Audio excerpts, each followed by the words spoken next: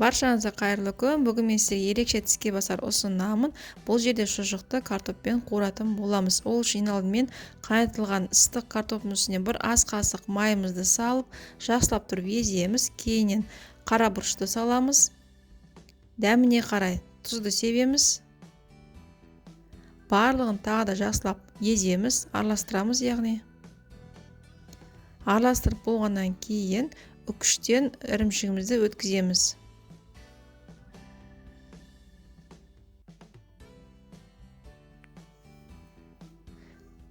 Міндетті түрде картопымыз ыстық болу керек. Сол кезде ішіндегі ірімшігіміз еріп кетеді. Барлығын тағы да араластырамыз. Дәл осындай мінекей масса болып шығу керек. Енді шұжығымызды алып екі бөлікке бөлеміз. Мен мұнда екі бөлікке бөлдім. Сіздер қалауынша ұзын бір бүтінде алсаңыздар болады. Енді картопымыз суығаннан кейін дәл осылай қолымызға уыстап алып, лепешка қылып жайып, ортасына шұжығымызды саламыз. Және формасын келтіреміз.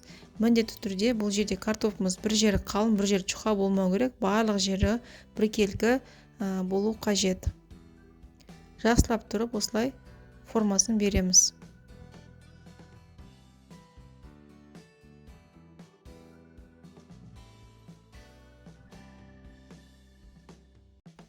Барлығын істеп болғаннан кейін, егер сіздерде картоп қалса, қалған картоптан картофельные шарики жасауға болады.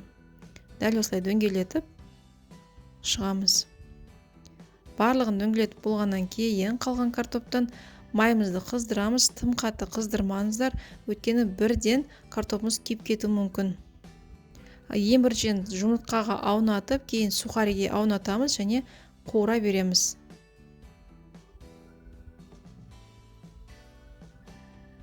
Сырты қызарғанша қуырып аламыз. Мінекей дәл осындай болып шығады.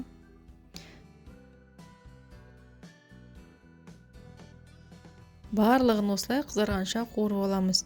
Бұл жерде ескеретін жайт, міндетті түрде оттарыңызды қатты қоймаңыздар.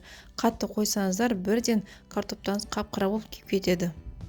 Сіздер де осы рецепт бойынша міндетті түрде дайындап көріңіздер, өте ерекше болып шығады.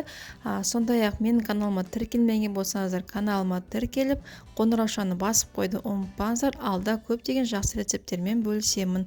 Астарыңыз дәмді болсын.